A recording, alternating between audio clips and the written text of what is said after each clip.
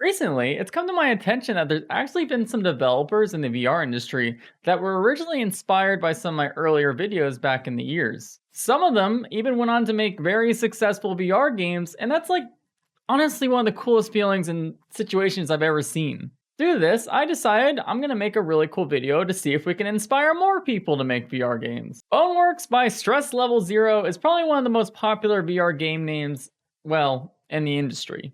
While Stress Level Zero is not a new developer to VR at all, BONEWORKS was pretty much the big title for them to really hit the big time.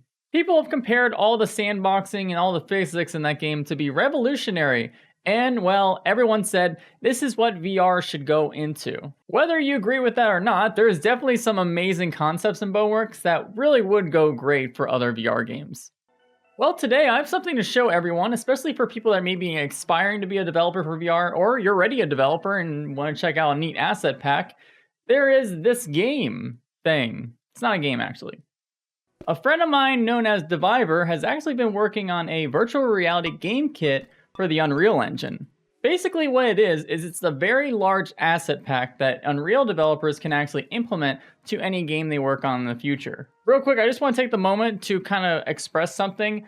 Having asset packs or like taking assets from another thing and putting it into a game is actually very common practice in the developer industry. It is not a bad practice at all. Everyone does it. Even BONEWORKS has taken a lot of asset packs when they were working on their game from the Unity store, which is totally okay. The only time it becomes a problem is when you do something called asset flipping, which is usually you just take the asset pack and just upload it to the Steam store or something like that.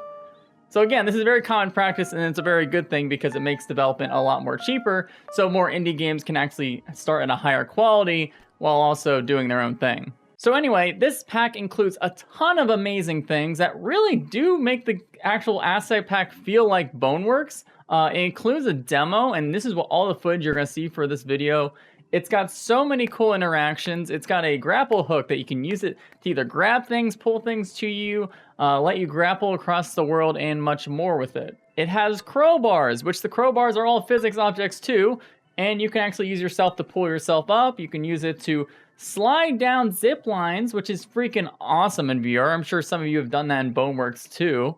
And a really small thing that people don't really kind of notice in a lot of VR shooters or VR games is BONEWORKS had something like collision between hands and controllers. So if you would like push your hands, it would actually move as a physics object too, instead of just go straight through like sort of like a ghost. And all the objects that you hold, including guns, also do the same thing. You can even hold a gun in one hand and shoot the gun with your other hand, and the bullet will still make the gun kind of fly off in a physics way.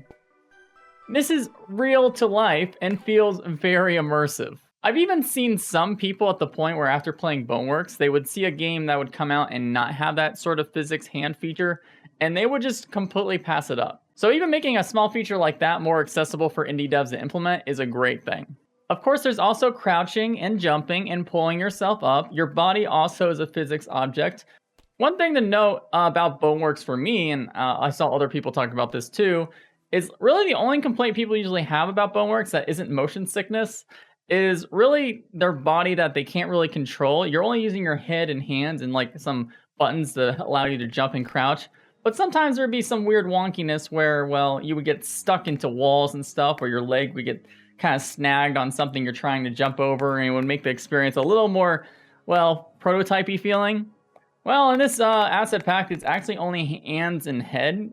Your actual body cannot get stuck on things, which is good until these games start implementing something like full body tracking, so you can actually lift your leg over things if you get stuck or snagged on something. Because that's really kind of takes me out of it when, you know, things get stuck to a wall. I know some people might get mad at me for that, but I'm being honest. It's like the one thing that really bothered me about BONEWORKS, even though I love the game a lot. There's bridges you can grab and drop down. There are walls to climb. You can climb a lot of different walls, just like BONEWORKS. It's very good climbing physics. Like, everything feels really good in this asset pack. I mean, I'm being honest. It feels good. So again, why am I showing this off to people? Well, I just think VR development is actually an insanely high barrier for entry, and it's very expensive to develop for. If you think about the fact that a lot of people that are playing games still don't even have a VR headset. I know it's getting much better now, But still, the actual audience for people buying VR games is still very small compared to the rest of the industry. And it's very expensive to implement features like this or build from the ground up. So imagine if every game had like a very similar style to BONEWORKS. Just like how first-person shooters, when Doom first came out, it really was revolutionary for the first-person shooter genre, and people have been building off that ever since. Halo, Call of Duty, all these things are just constantly building off of this one kind of concept or idea. There's nothing wrong with building off a concept or sort of ideas for VR. It's a very good thing and actually excels growth in software as well. People complain that content in VR is just not there yet, and that's why they don't get interested in it. Well, that's because we just don't have a set of standards that make games a lot more interesting. So when I saw this project being worked on by Divivor, I was like, I want people to be inspired, and I want devs that are already working in development for gaming to maybe want to try their hand at it and see what they can create or see how they can go further with it. So the asset pack will actually be releasing tomorrow on the Unreal Store. Again, this is just for Unreal Engine only, so if you're a Unity developer, I'm sorry. Another thing to note is it's actually all built with blueprints, which is insane. If you know anything about Unreal, you know what that means. If you don't know anything about Unreal, that means it's not really using the C language. It's actually using the little lines and visual coding sort of thing. My only complaints about right now is it doesn't have full finger tracking. The person that's making it does not use index controllers making it, so it's very kind of Oculus-based. Having full finger tracking is very important for games, especially a physics game where you just really want to grab stuff with your hands, with your fingers. That's very important. But this is just the 1.0. There will be many major releases, I've been told by Divivor, and follow them on Twitter so you can get the link right away as it's released on the Unreal Store. But I don't have much else to say. I hope that I've really covered this the best I can.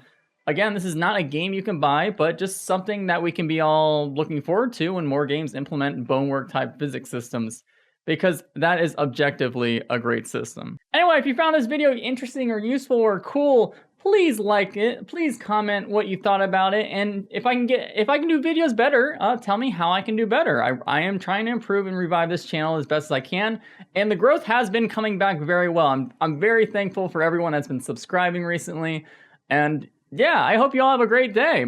Bye!